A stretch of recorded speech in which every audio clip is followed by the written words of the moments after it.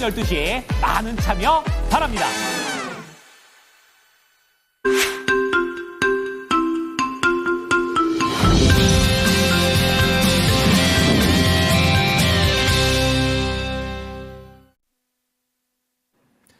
네, 미국 시장이 휴장을 하더라도 관련된 여러 가지 모멘텀들은 많이 나와줬습니다. 자, 오늘도 모닝 스탠바이를 통해서 중요한 것들만 뽑아보도록 하겠습니다. 바로자산운용의 윤정식 상무입니다. 상무님 안녕하세요. 네, 안녕하세요. 자, 오늘 미국 시장이 휴장을 하게 되면서 이제 국내 시장 입장에서 과연 이제 모멘텀이 부족한가, 이러한 부분들도 궁금하고요.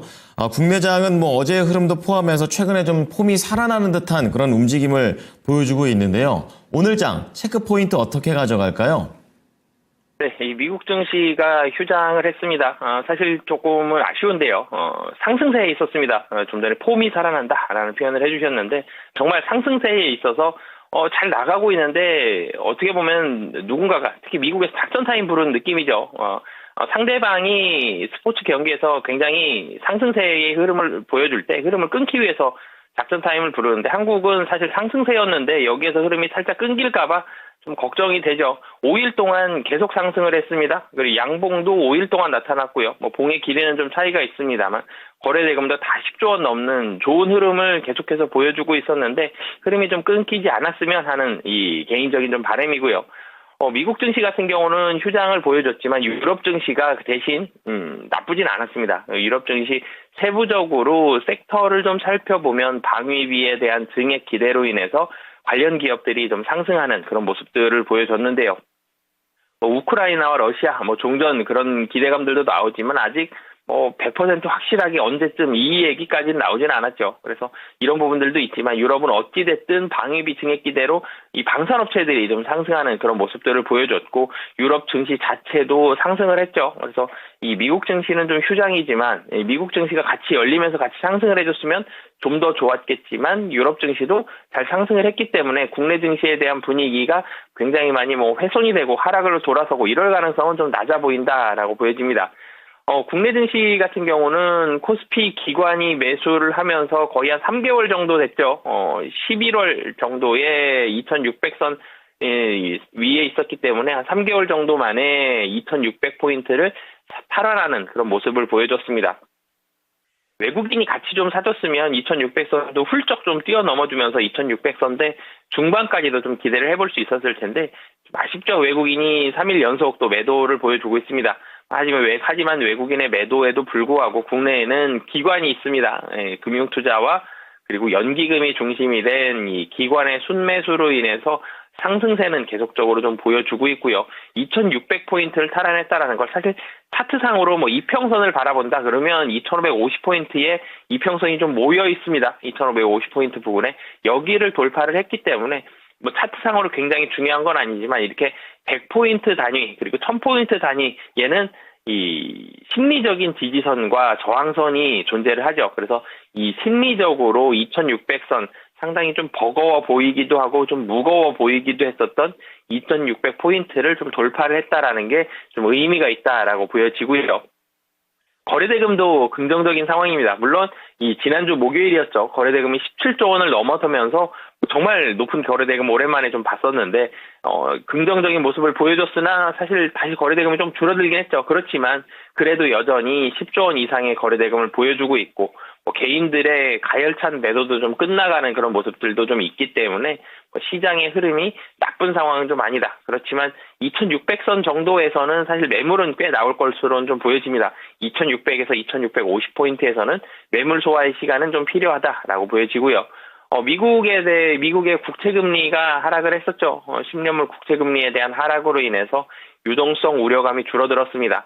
사실 이 유동성 우려감을 살펴보면 제일 처음에는 금리 인하를 언제 할 것이냐, 얼마나 할 것이냐 이런 부분들로 인해서 유동성이 많이 움직였죠. 금리의 인하 속도가 시장 예상보다 좀 더디게 하락을 하면서 유동성 기대감이 많이 줄어들었고 그러면서 시장 상승 탄력이 많이 줄어드는 그런 모습이 미국 시장에서 처음에 있었고요. 그리고 최근 들어서 살펴보면 관세 얘기가 많이 나오죠. 매일매일 관세 얘기입니다. 관세를 부과한다, 상호 관세를 한다, 특정 나라에 몇 퍼센트의 관세를 부과하겠다 이런 얘기들이 나오면서 관세 부과가 되면 물가가 오를 것이다. 그래서 금리 인하가 더뎌질 것이다. 또 유동성 기대감이 또 줄어드는, 그러니까 유동성, 금리 인하에 대한 내성이 좀 생기면서 금리 인하 상관없이 기업들 실적에 따라서 주가가 잘 가고 있다가 다시 금리 인하 얘기가 또 나오면서 금리 인하가 또 더뎌질 수 있다. 그러면서 주가가 조금 더 쉬는 모습 보여줬다가 다시 또 내성이 조금씩은 생겨가는 모습이죠. 유동성에 대한 우려감이 줄어들었습니다. 그러면서 미국 시장과 국내 시장 모두 다 좋은 모습을 보여주는 상황들이 최근에 좀 펼쳐지고 있고요. 어제와 같은 경우도 좀 마찬가지였습니다. 섹터별로 살펴보면 가장 눈에 띄었던 것은 사실 반도체와 2차 전지가 큰 섹터, 대형 섹터 중에서는 가장 크게 눈에 띄었죠. SK 하이닉스 20만 원, 22만 원까지 올라갔다가 다시 조정받아서 장중에 19만 원 아래까지 하락을 했었는데 금방 다시 20만 원 위로 상승을 했죠. 어제 같은 경우 상승 폭은 1% 이내였으나 계속적으로 SK 하이닉스 상승을 하고 있다는 점이 긍정적인 상황이고요. 코스닥에서는 LG 에너지 솔루션과 삼성 SDI 이런 2차 전지 관련된 종목이 좀 눈에 띄었고요. 코스피에서는 눈에 띄고 코스닥으로 넘어가도 2차 전지 관련된 종목들이 상당히 강세를 보여줬다라는 점. 그러니까 미국 시장에서 전기차에 대한 판매량이 굉장히 많이 늘었습니다. 이런 뉴스는 아직 못 봤어요. 그렇지만 전기차에 대한 바닥론 그리고 테슬라에 대한 긍정적인 상황들 이런 부분들이 펼쳐지면서 전기차 관련된 종목들, 2차 전지 관련된 종목들도 긍정적으로 모습을 나타냈고요. 정유주들이 어제 상당히 강세를 보여줬죠. 캐나다에서 좀 더 값이 싼 이 원유를 수입할 수 있다, 검토를 하고 있다 이런 뉴스들이 좀 나오면서 사실 정유주도 힘들었죠. 굉장히 힘든 상황들 오랫동안 있었는데 그 상황 속에서 다시 한번 상승세를 좀 보여줬다라는 점, 화학주들도 좀 더 긍정적인 모습들이 있었고요. 그리고 증권주들도 거래대금이 조금씩 살아나고 다시 상승을 하면서 이 지수가 상승을 하면서 증권주들도 어제 대체적으로 좀 긍정적인 그런 모습들을 보여줬습니다. 어제는 상대적으로 코스피보다는 코스닥 시장이 좀 더 강한 모습을 보여줬는데요. 사실 섹터는 코스피와 코스닥 2차 전지는 겹쳤습니다만 코스피에서는 2차 전지 외에 SK 하이닉스, 정유주, 증권주였는데 코스닥에서는 2차 전지와 헬스케어입니다. 이 바이오, 제약바이오 종목들이 강세를 보여줬는데 시가총액 비중이 코스닥에서 제약바이오가 압도적이죠. 그렇기 때문에 코스닥 시장이 좀 더 강한 그런 모습을 보여줬고요. 상승하는 섹터는 좀 달랐지만 시장이 기대하고 있는 그런 섹터들과 종목들이 상승을 하면서 어찌됐든 상승 폭은 1% 코스피 기준으로 보면 1% 이내의 상승을 보여줬지만 시장의 흐름은 여전히 긍정적인 상황을 이어가고 있다라고 보시면 되겠습니다. 네, 자, 유럽 증시에서는 이제 방위비 증액에 대한 그런 기대감이 있고요. 미국은 안 열리고 유럽은 열렸다라는 측면에서 글로벌 증시는 살짝은 긍정 반, 부정 반 정도의 움직임입니다. 자, 국내장에서는 매물벽에 대한 소원을 앞두고 있는 가운데 이제 어제 강했던 섹터들에 대한 리뷰를 들어봤습니다. 자, 그렇다면 모닝 관심주 들어가 볼게요. 첫 번째 키워드는 어디입니까? 네, 최근 시장의 흐름, 사실 좋죠. 근데 이 시장의 흐름이 좋은데 앞으로 어떤 식으로 또 대응을 해봐야 될지, 어떻게 바뀔지 같이 한번 예상을 해보도록 하겠습니다. 네, 아무래도 국내 증시가 오랫동안 안 좋았다가 다시 한번 좀 빛을 보는 그런 분위기이기 때문에 앞으로에 대한 전망도 궁금해 하실 분들이 많을 것 같습니다. 어떻게 판단하십니까? 국내 증시가 좋지 않았죠.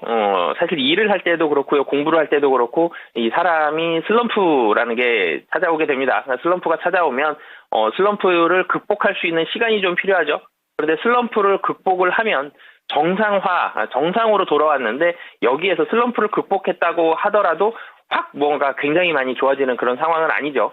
국내 증시는 약간 슬럼프와 비슷한, 그런 상황이었던 것 같습니다. 굉장히 좀 슬럼프는 일반적인 상황보다 좀 더 좋지 않은 상황 속에 어느 정도의 기간 동안 처해 있는 걸 얘기를 하는데 국내 주식이 그랬죠. 사실 국내 증시가 2,400선 혹은 그 아래까지 내려갈 이유가 사실은 별로 없었습니다. 비정상적인 상황이었고요. 그 슬럼프 기간을 몇 달을 겪었습니다. 그러다가 이제 2,500선, 2,600선 위까지 올라오면서 정상적인 상황까지 됐는데 여기에서 그럼 더 많이 치고 올라가는 상승세, 좀 더 많이 올라가는 그런 모습을 보여줄지 그런 모습을 좀 살펴봐야 되겠는데요. 우선 국내 증시 같은 경우 지난주 코스피 같은 경우는 2.7%, 코스닥은 1.8% 상승하는 모습을 보여줬습니다. 주간이기 때문에 상승 퍼센트, 종목으로 생각하면 별로 안 오른 것 같지만 주간 단위로 지수가 이만큼 올랐다 그러면 굉장히 긍정적인 상황인 거거든요. 잘 올랐고요. 그리고 대형주와 중형주, 좀 더 대형주 쪽으로 분위기가 좀 쏠리는 모습이 나오면서 상승 종목 수가 뭐 엄청나게 많은 종목 수 상승했다라는 날도 뭐 그런 날도 있었습니다만 그렇기보다는 좀 더 무게중심이 있는 그런 시장을 이끌어갈 수 있는 주도할 수 있는 그런 종목과 섹터들이 상승하는 그런 흐름을 좀 보여주는 모습을 보여줬습니다. 조선과 기계 섹터가 잘 상승을 했고요. 보험과 IT 하드웨어, 반도체 이런 이 굵직굵직한 좀 종목들이 이 양호한 주간 흐름을 보여줬습니다. 이 매크로적인 이슈들은 사실은 좋지 않았어요. 그러니까 지수는 상승을 했는데 매크로적인 부분들을 좀 살펴보면 무역 장벽, 통화 완화, 으름 뭐 이런 부분들이 다 지연이 되고 무역 장벽, 보복 관세 뭐 이런 얘기들이 좀 나오면서 국내 증시에는 친화적이지 못한 비친화적인 매크로 환경이 펼쳐지면서 사실 매크로만 놓고 봤으면 시장은 좀 관망세 혹은 일정 부분 좀 조정이 나오는 그런 상황들이 나왔어야지 정상인데 시장이 상승했던 이유를 살펴보면 실적 기대치가 올라간다라는 점, 그리고 매크로 환경 중에서 유일하게 좋아지는 게 하나 있었죠. 러시아와 우크라이나 전쟁이 종전할 가능성이 좀 높아 보인다. 뭐 그래서 사실 건설주나 기계 같은 종목들이 좀 상승하는 그런 모습들을 좀 보여줬는데, 뭐 그러면서 이 실적에 대해서 포커스가 좀 더 맞춰졌고요. 실적에 포커스 맞췄는데 실적 발표하는 종목들이 실적이 시장 예상치보다 좋은 모습들을 보여줬습니다. 그러면서 시장이 좀 상승하는 모습을 보여줬는데, 그러면 실적 시즌이 이제 마무리 이 단계로 좀 접어들고 있는데, 실적 시즌이 끝나가면 어떻게 될 것이냐? 다시 매크로를 돌아보겠죠. 실적이 좋았는데 이 좋은 게 끝나가고 있습니다. 그러면 매크로 환경을 돌아보면 아직 이 환경이 해소가 되지는 못한 상황입니다. 관세가 확정이 되지는 못했죠. 관세에 대해서 내성도 좀 생겼고요. 좀 유예할 것 같은 분위기들도 완화되는 분위기도 나타나고 있지만 확정이 되지 못했기 때문에 이런 부분들이 실적이 끝나간다라면은 그 매크로적인 환경에 좀 더 포커스를 맞출 가능성이 좀 높다라고 보시면 되겠고요. 그러면 이 매크로적인 환경이 됐을 때 수급 모멘텀, 그러니까 외국인과 기관이 이 실적 시즌에도 긍정적으로 보고 있고 그 이후에도 긍정적으로 다가올 가능성이 높은, 현재에도 좀 긍정적으로 보고 있는 이런 업종들 어떤 게 있을까라고 좀 살펴보면 반도체와 디스플레이 그리고 유통업종입니다. 사실 이 시간에 반도체와 유통업종들 말씀을 많이 드렸었는데 워낙 실적이 좋았고요. 그리고 특히 유통업종 같은 경우는 관세로부터도 비교적 좀 자유롭다라는 점, 이런 부분들이 있으면서 상대적으로 다른 섹터들에 비해서 자금 유입이 좀 긍정적인 그런 상황이다라고 보여지는데요. 관련된 종목도 같이 좀 말씀을 드리면, 사실 이 시간에 말씀을 예전에는 많이 드렸다가 최근에는 한참 동안 안 드렸던 것 같은데 삼성전자 좀 말씀을 드리도록 하겠습니다. 사실 삼성전자가 상승하지 못한다라면 한국 증시는 좀 힘들죠. 삼성전자가 많이 좀 묶여있고 쉬는 그런 모습들을 보여줬습니다. 삼성전자 같은 경우는 이제는 메모리가 3월부터는 중국 메모리 구매에 대한 수요가 나타나면서 메모리에 대해서 어느 정도 좀 반등에 대한 모습들 나올 가능성이 높다라고 보여지고요. 1분기 추정 영업이익은 5.1조 원 정도 예상이 됩니다. 근데 5조 원, 사실은 한 기업이 5조 원 번다 굉장히 많이 벌지만 삼성전자는 실적 기대치가 더 높죠. 1분기를 저점으로 해서 계속적으로 실적은 상승할 것으로 보여집니다. 상저하고입니다. 연말로 갈수록 실적 추정치는 계속적으로 올라간다라고 보시면 되겠고요. 그렇기 때문에 이 1분기 실적 저점 확인을 굉장히 좀 확실하게 할 수 있고 4분기까지도 실적 추정치, 4분기에는 영업이익이 10조 원 넘어갈 걸로 보여지거든요. 계속적으로 실적이 올라갈 가능성이 높다라고 보시면 되겠습니다. 많이 내려왔네요, 삼성전자. 자, 그러면 1차적인 목표가는 얼마나 보고 계십니까? 네, 사실 삼성전자가 주가가 많이 내려왔습니다. 정말 좀 전에 말씀드렸던 대로 뭐 개인적으로도 삼성전자의 상승을 굉장히 응원을 하고 있는데요. 이 5만 원 조금 위에서 바닥을 찍고 올라갔는데 여전히 5만 원대의 주가에서 흐름을 보여주고 있고, 코스피는 슬럼프를 벗어났다라고 말씀을 드렸는데 삼성전자는 지수만 보면 아직 슬럼프 같죠. 그런데 이 실적이라는 부분이 1분기를 저점으로 해서 슬럼프를 벗어나게 해줄 가능성이 상당히 좀 높다라고 보여지고요. 6만 원 정도에서는 매물 소화의 시간은 좀 필요합니다만 하반기를 바라봤을 때 목표 주가는 6만 5천 원까지 잡으시고 좀 긴 호흡으로 접근하시면 좋을 것 같습니다. 네, 중장기 관점의 목표가 제시했습니다. 자, 그럼 두 번째 키워드 넘어가 보겠습니다. 어디에서 보셨습니까? 네, 자동차 얘기를 좀 해드리겠고요. 트럼프 관세가 굉장히 우려감이 많죠. 이 관세 우려감이 있는데 어떤 식으로 좀 대응을 해봐야 되느냐 이런 부분 말씀드리도록 하겠습니다. 헷갈립니다. 아무래도 이 관세는 악재인데 조금 뭐 4월에 하겠다 뭐 이런 얘기 하는 거면서 여지를 두니까 어떻게 봐야 될까요? 네, 좀 전에 말씀 주셨던 대로 헷갈리죠. 트럼프 대통령이 관세를 부과하겠다, 4월에 하겠다, 좀 유예하는 것 같기도 하고요. 어디에 이 관련된 분석을 좀 맡겼다. 그러면은 좀 안 할 수도 있나? 이런 기대감도 갖게 하는데요. 어찌됐든 트럼프 대통령은 미국 자국 우선입니다. 그렇기 때문에 관세에 대해서 우려를 안 할 수가 없는데요. 하지만 트럼프 대통령 일정들을 좀 살펴보고요. 현 시점이 어떤지 좀 같이 좀 말씀을 드리겠는데요. 트럼프 대통령이 4월 2일 자동차의 관세 부과를 예고를 했습니다.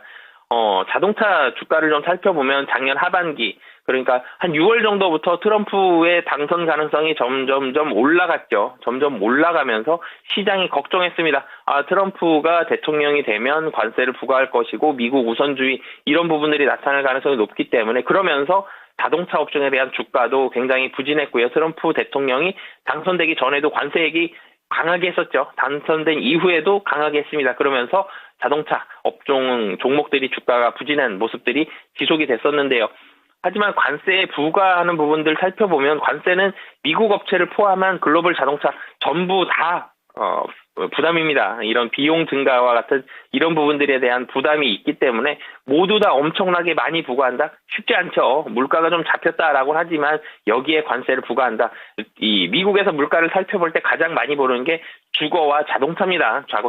중고차 가격과 주거비가 어떻게 되는지 이런 부분들을 살펴보는데 자동차에 대한 가격 자체가 전부 다 올라간다. 미국이 엄청나게 부담을 느낄 수 있는 그런 상황이기 때문에 굉장히 높은 관세를 부과하기에는 현실적으로는 좀 힘든 그런 상황이 있고요. 하지만 관세 관련해서는 단기적으로 4월 2일 근처까지는 불확실성이 분명히 있는 상황이다라는 점을 꼭 염두에 두시면서 시장을 좀 종목을 접근을 하셨으면 좋겠고요. 하지만 좀 전에도 말씀드렸듯이 가능성은 엄청난 관세를 부과할 가능성이 좀 낮아 보이죠. 그리고 밸류에이션도 굉장히 쌉니다.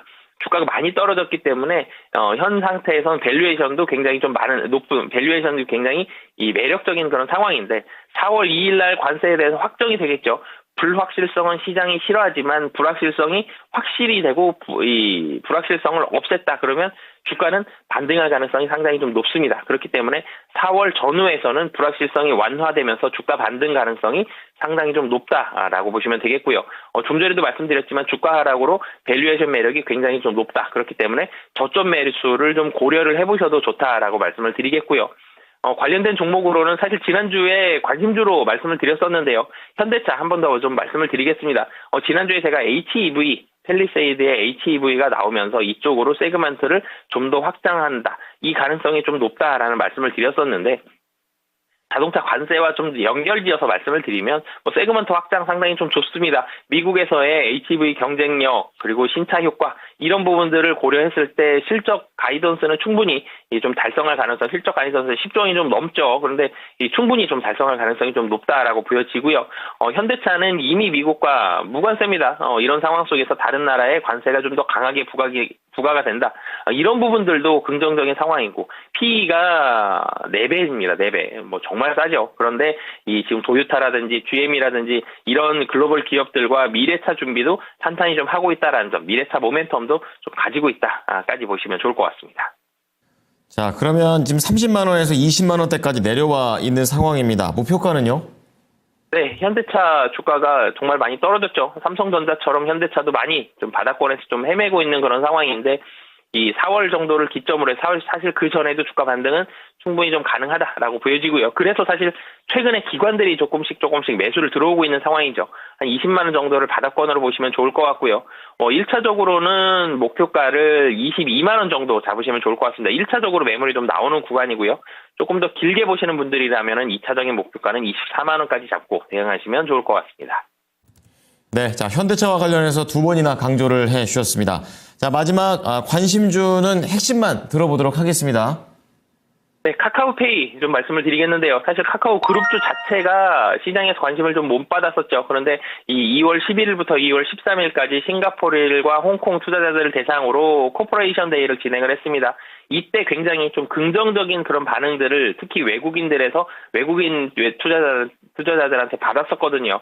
가장 핵심만 말씀드리면 연결 실적이 흑자 전환 가능하다. 페이 쪽에 있어서 굉장히 긍정적인 모습을 25년도는 확실하게 보여줄 것이다라는 확신을 좀 줬기 때문에 투자자들 긍정적으로 반응을 했습니다. 그래서 실적이 돌아선다라는 점 투자 포인트로 보시면 좋을 것 같고요. 가격 전략도 같이 말씀을 드리면 사실 30만 원 정도에서 매물을 많이 좀 소화를 했습니다. 이런 상황 속에서 목표 주가는 좀 긴 호흡으로 접근하시면 좋을 것 같고요. 40만 원까지 잡고 대응하시면 좋을 것 같습니다. 자, 카카오페이 지금 약간 오류가 난 것 같은데 4만 원이시죠? 네, 32,000원 정도에서 지금 지난주 전일 종가가 형성이 됐는데 목표가 4만 원 잡고 대응하시면 좋을 것 같습니다. 네. 자, 종목들 좀 공개가 됐고요. 정리를 좀 도와드리겠습니다. 첫 번째는 지금 시장에서 삼성전자 우리 어떻게 봐야 될까? 이렇게 말씀을 해주셨는데 중장기 65,000원 1차적으로 제시를 좀 해주셨고요. 두 번째는 자동차에서 지난주 금요일에 이어서 오늘도 강조해 주십니다. 현대차 1차 22만 원, 2차는 24만 원 제시하셨습니다. 자, 마지막으로 카카오페이와 관련해서는 연결 실적에 대한 기대감 반영해서요. 중장기 4만 원 말씀해 주셨습니다. 상무님 오늘 내용 잘 참고하겠습니다. 고맙습니다. 네, 감사합니다. 네, 지금까지 투자 판단에 도움이 될 수 있는 정보를 제공해 드렸습니다. 하지만 특정 종목의 상승과 하락을 보장하진 않으니까요. 참고해 주시기 바랍니다. 오늘도 성공 투자하십시오. 고맙습니다.